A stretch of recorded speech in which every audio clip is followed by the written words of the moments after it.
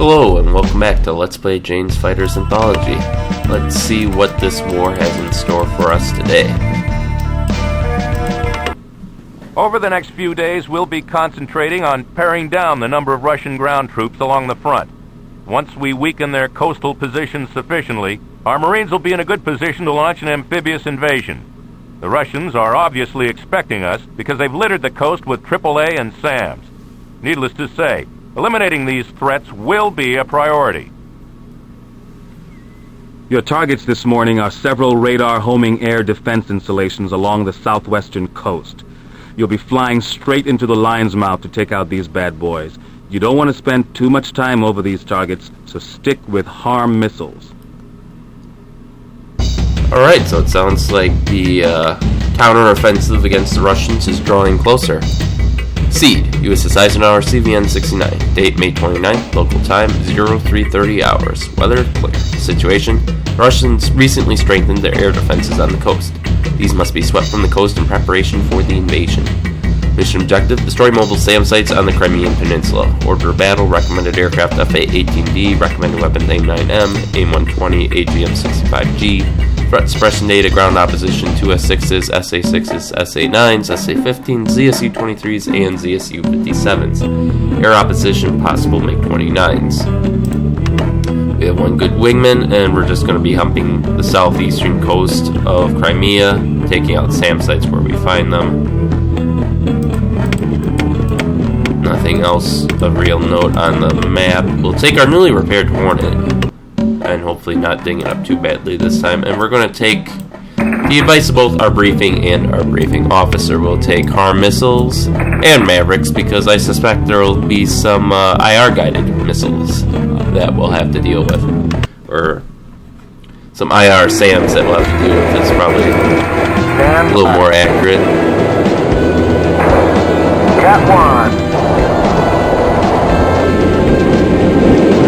Got one.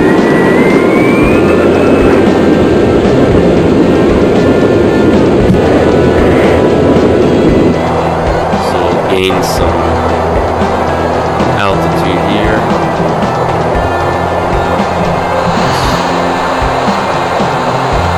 Quick sweep of the air, lay off the afterburner. A little glitch in the matrix there.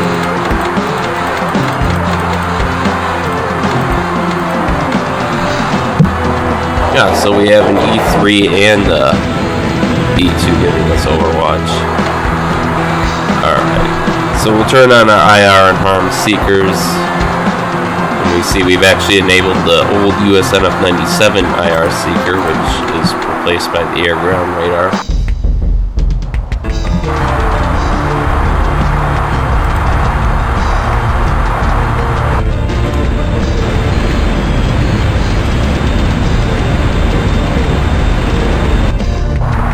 And our wingman behind us, so let's see what comes up on our scanners. Nothing yet.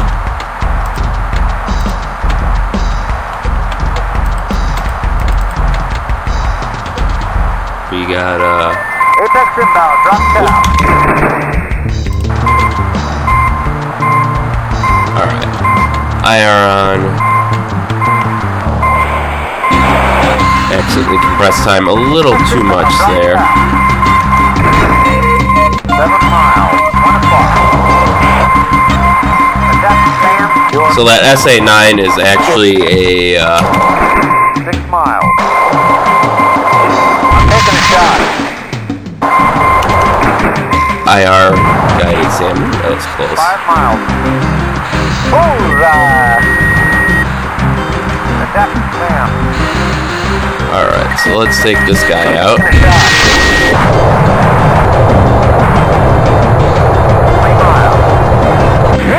And the truck took the shot for him. Damn hitboxes.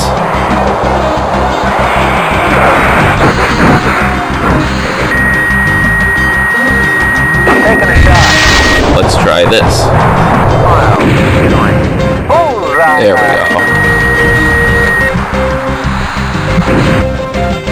What do we got here? 4 miles. We have a launcher. Let's see if we can pick it up on our Maverick at least. Come on. There we go. Taking a shot. 1 mile.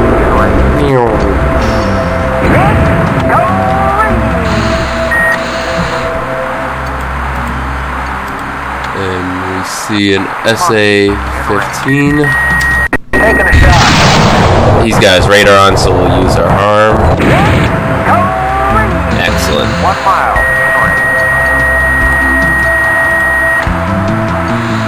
3 miles. So this must be that group of 2. So I think this cluster is the next one. 5 miles.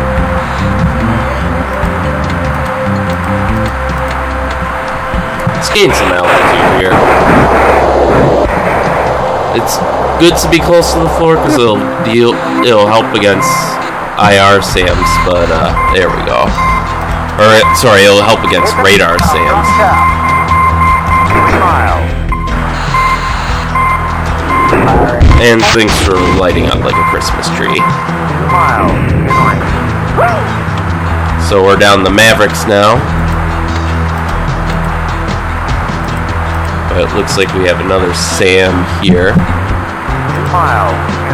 There we go, SA-9 Gecko. Now this is basically it's an IR SAM basically bolted to the top of a BRDM. Something I kind of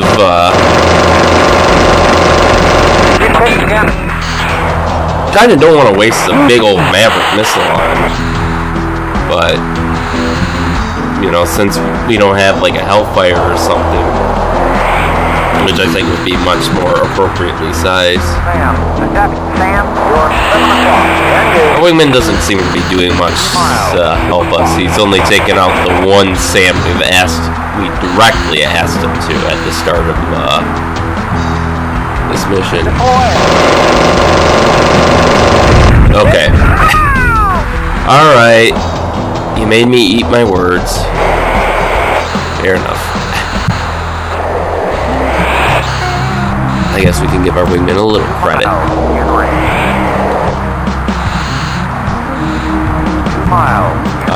Air contacts. Those are Ukrainian MiGs, but I see Russian MiGs on an intercept course with us. Let's pull up the AMRAMs. Ooh, they're already at optimal range. Good thing the game doesn't give MiG-29's long-range AMs by default. Let's get this guy. Box 2. Woo!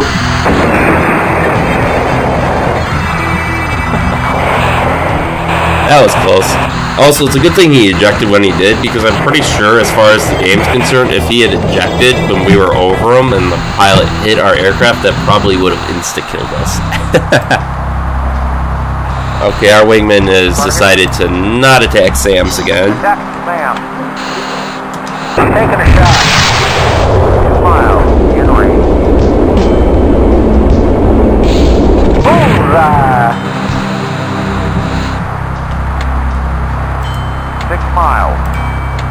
Okay, so I think we've cleared that side of the coast.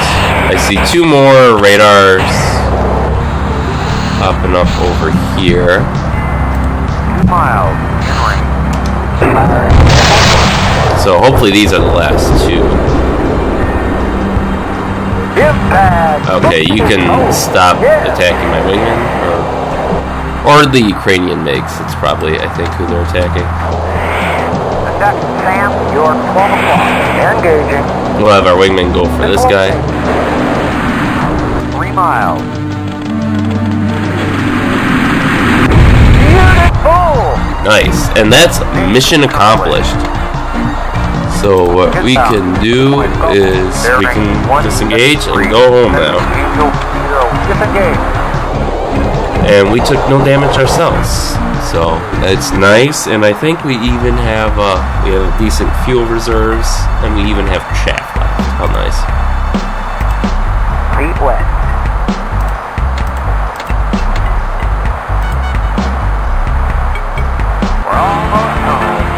Alright, we can probably throw our jammers off.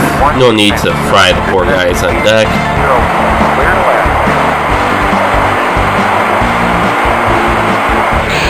Let the autopilot line us up.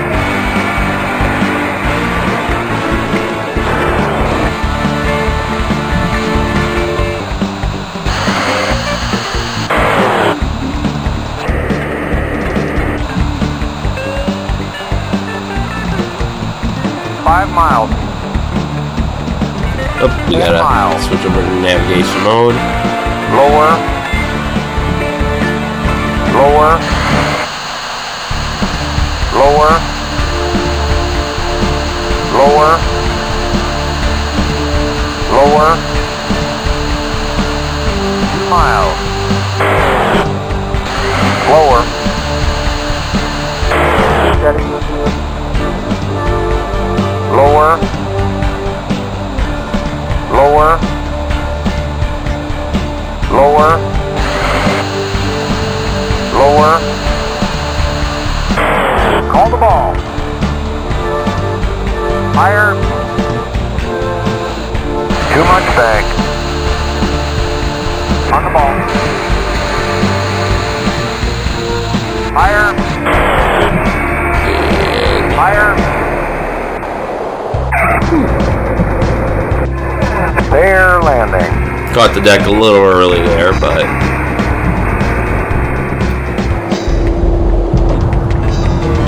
so since I've actually been negligent in going over some of the histories and details of all the platforms involved in this campaign, while we wait for our wingmen, we'll start going over the ships in the carrier battle group. Actually, I'm only going to probably do one a mission because the game likes to crash on me if I take too long in a mission. And we'll just park it right there.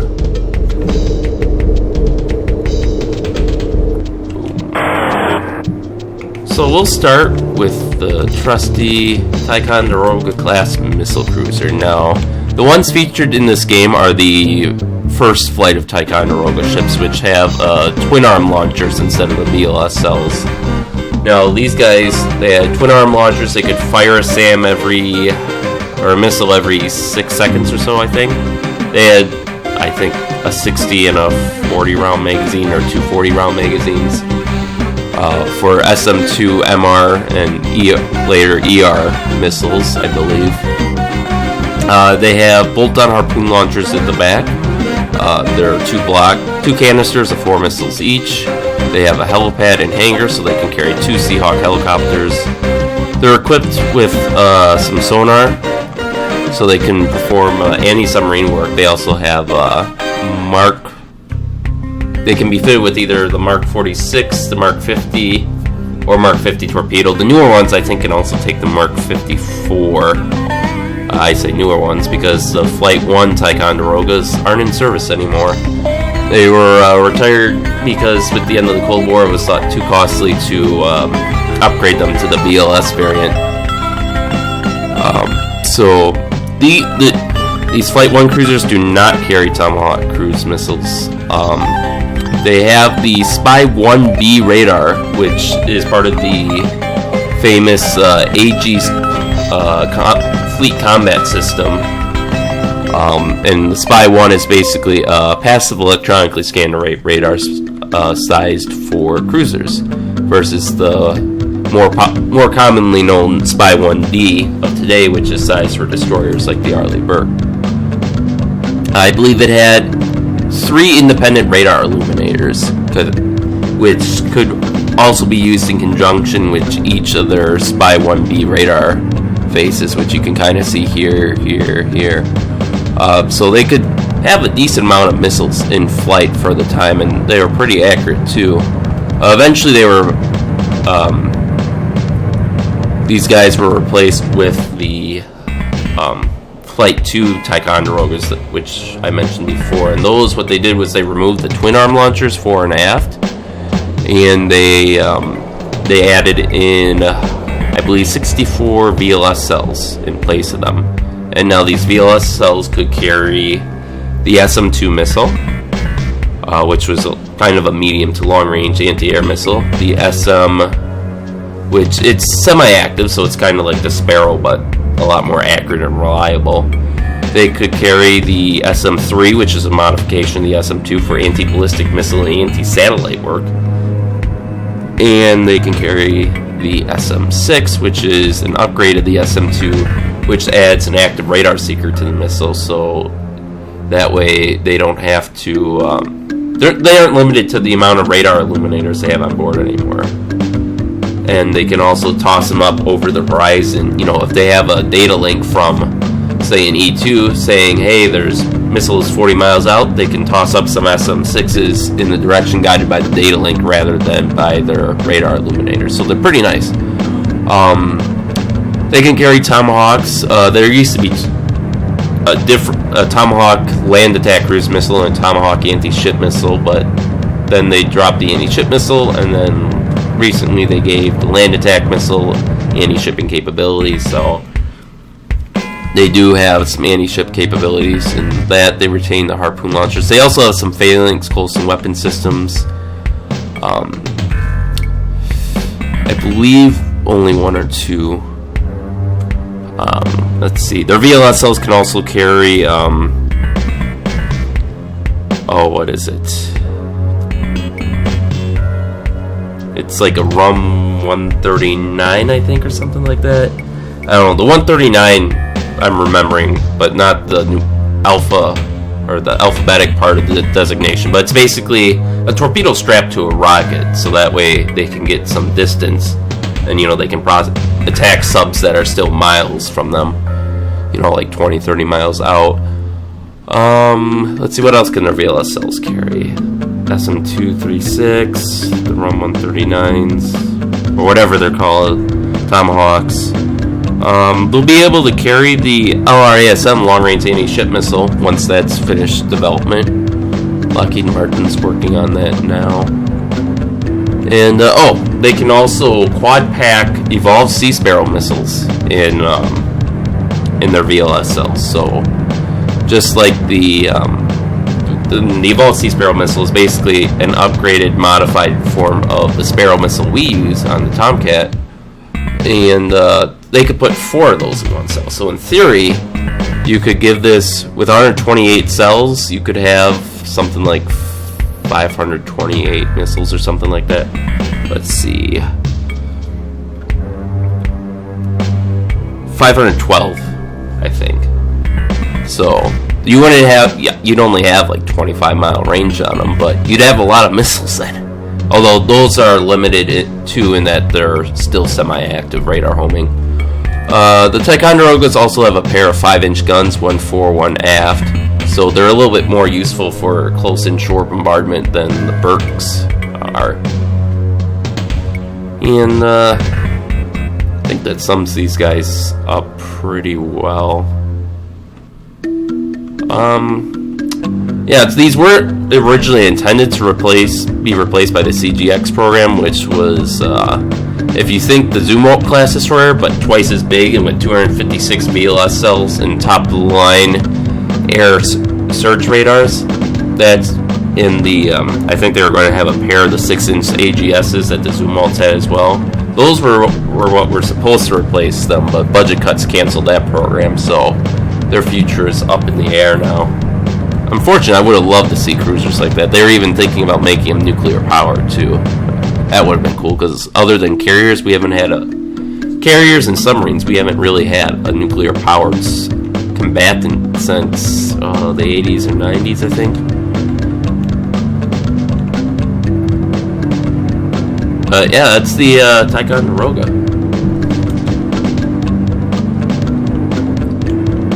And it looks like our wingman has made it back, so we're going to end the mission there. Debrief, USS Eisenhower, CVN-69. Date, May 29th. Mission SEAD. Resolution, success. Excellent work taking out those mobile air defenses. Control of the air over the coast is critical for supporting the Marines during amphibious landing. We destroyed the 9 targets. We had a 50% landing rate, wingman had 57%. We had 2 MiG-29 kills. We destroyed a variety of SAMs. And our wingman destroyed 3 SAMs.